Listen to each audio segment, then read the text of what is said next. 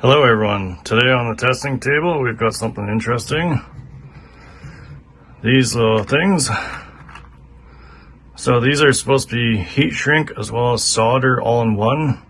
All you gotta do is just heat it up and it does the rest of the work for you. So we're gonna test these, see how well they work, see how well they heat shrink, solder, durability, and see how well they actually you can put power through them.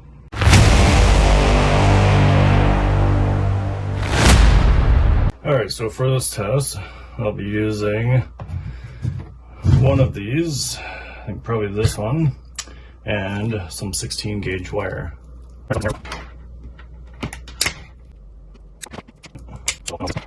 Okay, so push this into here. That's probably about far enough right there. Get this end in. One end is actually tighter than the other end, and I guess that's to hold it while you heat it up. So this end, now what I'm going to do is just kind of turn the wire a little bit so that it pushes into the other wires inside there. And I'll make sure that it's in there. There we go. I could pull it back slightly. There, they're about the same now. So use a heat gun and heat it up.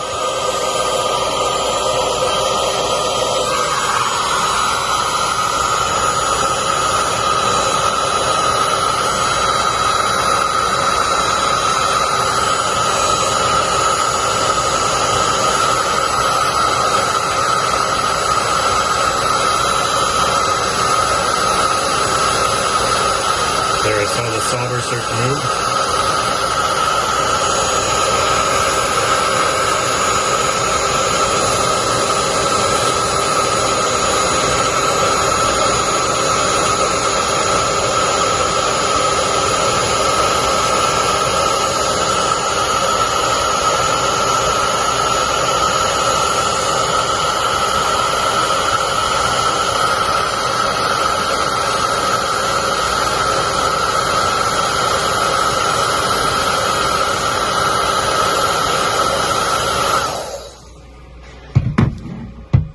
Alright, give that a second to cool off. Alright, so it's cooled down. I'm going to strip the other ends here. I'll show you why. So, we can see inside here, you can see the solder moved all along inside there. Looks fairly nice. You can still see a lot of copper wire, but we got the digital voltage tester here. So, I'm going to test the continuity.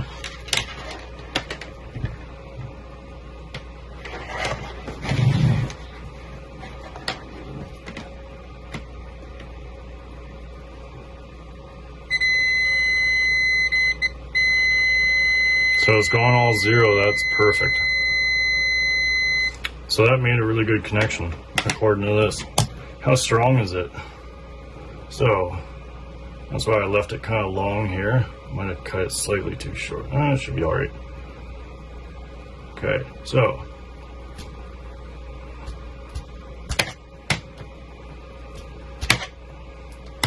Let's see if I can, oh I know. Put pliers on this end.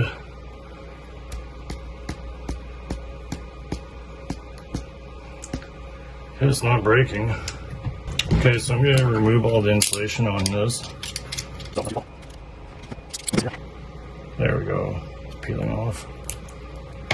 Okay, so that is gone. You can see there's actually like no solder left inside of it. So I guess it used all the solder it had.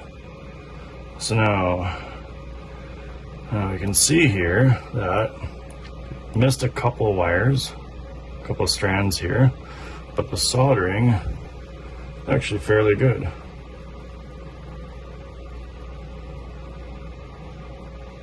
And the continuity tested really good.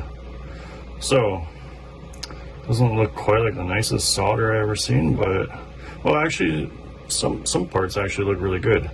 I guess it's just where you see the strands still sticking out that it doesn't look that great. But realistically, the continuity proved that this is a good connection.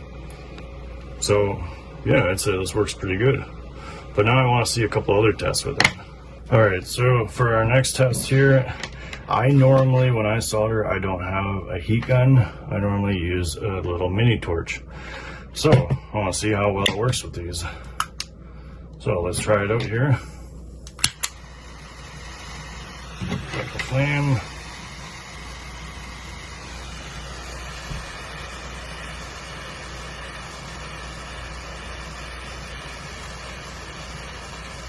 Try not to burn it.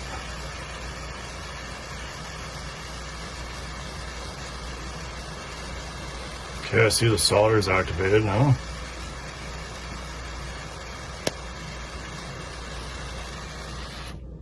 Okay, it went a little bit too hot there. But the solder did activate. Alright, it's nice and cool, so let's strip the ends here again. Do the same test as the last one.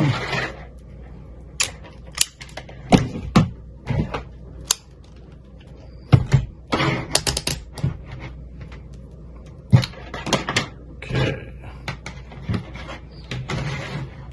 So, grab one right here, and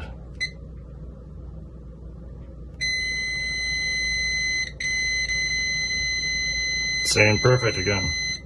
Okay, so we know it's a good connection. We know it's a good connection, so there's probably very little chance that it's gonna break any easier than the other one, but let's try. So, there we can see right there.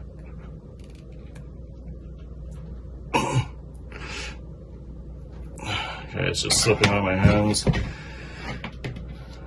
Try to grab it right there and hold it. Okay. Obviously, I cannot break it. Alright, let's cut it open and see how well the solder looks. Peels off quite nicely. Okay, so let's take a look here.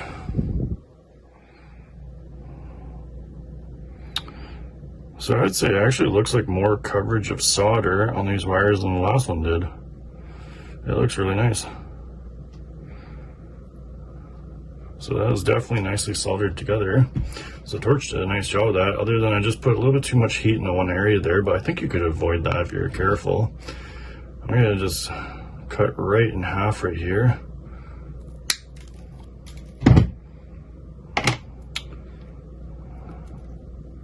There we go. So you can see the strands are all falling apart. I think I went a little bit past the actual soldered connection.